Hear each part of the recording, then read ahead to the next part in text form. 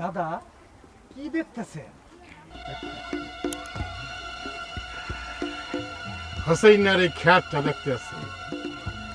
এই খ্যাতটা আমার দখলে আসলে পরে এই প্লটের সব জমি আমার হইল। এই আপনার লাগে একটা ব্যাপার হইলো, আপনার 1 বছরের জমান না সুদের টেহাই যথেষ্ট। শুনতাছি হুসাইন না এই জমিটা বেচা সুনামগঞ্জ যাইব না।